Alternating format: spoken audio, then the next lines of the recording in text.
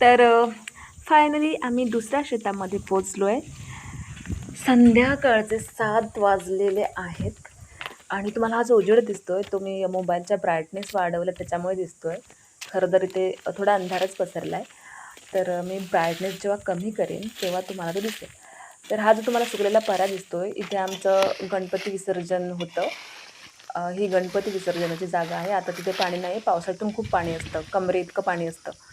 आणि आता बहीण तिचं काम करते आहे, आम्ही आमचं काम करतो आहे पातेलं लावण्याचं. इथलं काम पटकन आटोपलं 15 मिनिटामध्ये आणि नंतर मग घरी जाण्यासाठी आम्ही झपाझप पावलं टाकत घराकडे निघालो.